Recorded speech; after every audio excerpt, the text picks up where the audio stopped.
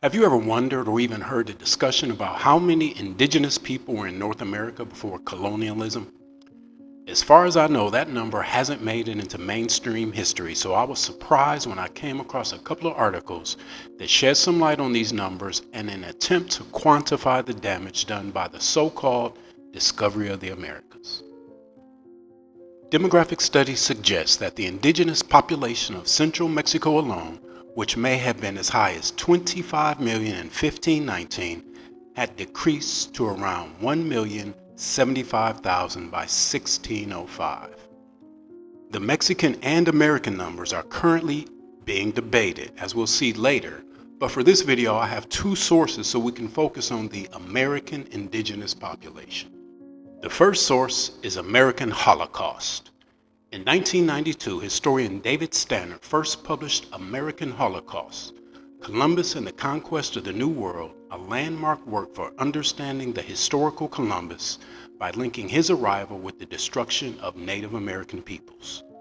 The book was blasted at the time for using terms like Holocaust and genocide to describe the indigenous suffering at the hands of colonists and conquistadors.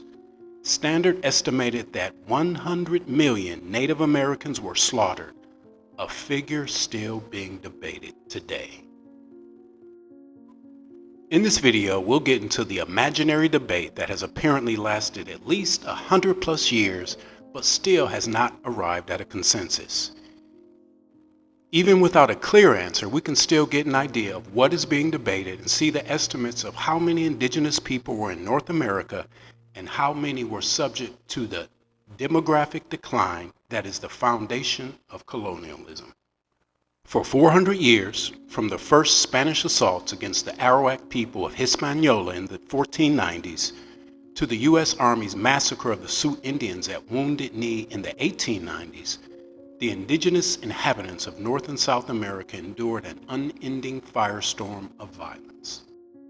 During that time, the native population of the Western Hemisphere declined by as many as 100 million people.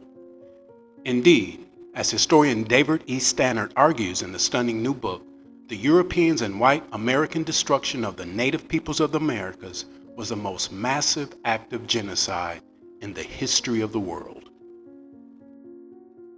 Not only does he present a number, but he also identifies the culprit. Stannard reveals that wherever Europeans or white Americans went, the native people were caught between imported plagues and barbarous atrocities, typically resulting in the annihilation of 95% of their populations. What kind of people, he asks, do such horrendous things to others?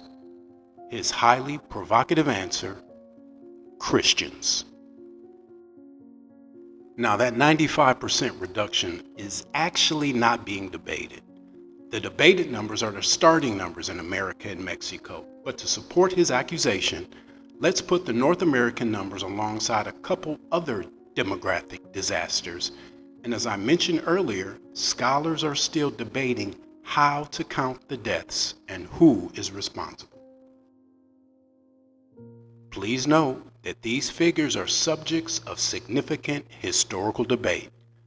Scholars differentiate between direct deaths, violence or massacre, and excess mortalities, deaths from famine, disease, or policy-induced deprivation.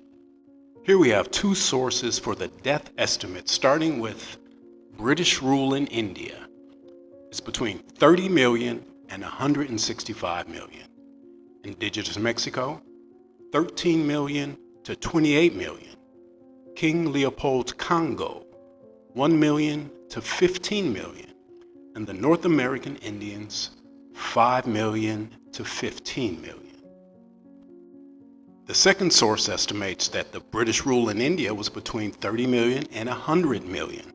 Indigenous Mexico, 10 million to 24 million. King Leopold's Congo, 8 million to 15 million, and the North American Indians, 5 million to 14 million. Okay, let's move on to the second source, a paper called Counting the Dead, Estimating the Loss of Life in the Indigenous Holocaust, 1492 to Present, by David Michael Smith. During the past century, researchers have learned a great deal about the nature and the scope of what Russell Thornton has called the demographic collapse of the indigenous population in the Western Hemisphere after 1492. Back to David Stannard, he explains, the almost inconceivable number of deaths caused by the invasion and conquest of these lands by Europeans and their descendants constitute the worst human holocaust the world has ever witnessed. Scholars have long had reliable information on the size of the indigenous population in this hemisphere and this country at its nadir around the turn of the 20th century. At the turn of the 20th century, the total number of native inhabitants living in the entire Western Hemisphere had declined to 4 or 4.5 million people. In 1800, only about 600,000 indigenous people remained in the United States. By 1900, the indigenous population in this country had reached its lowest point of about 237,000 people. Here we can see how different historians estimated the numbers over the years, and by 1992, Stannard estimated between 8 and 12 million people in North America, and by 2014, Roxanne Dunbar Ortiz estimated that about 15 million indigenous people lived in what became the continental U.S. The article goes on to explain that by focusing almost entirely on disease, by displacing responsibility for the mass killing onto an army of invading microbes, contemporary authors increasingly have created the impression that the eradication of those tens of millions of people was inadvertent, a sad but both inevitable and unintended consequence of human migration and progress. In fact, however, the near total destruction of the Western Hemisphere's native people was neither inadvertent nor inevitable. Historically, the indigenous population was not as disease-ridden as their European counterparts. Normally, we would consider them to be healthy people. However, in this case, their healthiness was seen as a weakness, and it was used against them as a weapon. It is known that in the United States, the colonizers gifted blankets infected with diseases, so it's difficult to call the outcome inadvertent when it was actually convenient, especially when you consider diseases are a feature of Western civilization. The academics even have a phrase for it. They are called diseases of civilization. I guess this suggests that civilized people naturally have diseases. Diseases of civilization are chronic, non-communicable, and lifestyle-related health conditions, example heart disease, diabetes, obesity, and cancer, that have become increasingly common due to the rapid shift towards sedentary, industrialized, and modern living. These diseases, which often include mental health conditions like depression and neurological disorders like Alzheimer's, are frequently labeled as diseases of civilization because of their connection to modern Western lifestyles. So back in the document, we read that Stannard has estimated that almost 100 million indigenous people in the Western Hemisphere have been killed or died prematurely because of the Europeans and their descendants during the past 5 centuries. Stannard reached his conclusion by estimating the original native population of approximately 100 million, and by noting that this number had fallen about 95% by the beginning of the 20th century. Ward Churchill has estimated the total number of indigenous deaths to be somewhere greater than 100 million.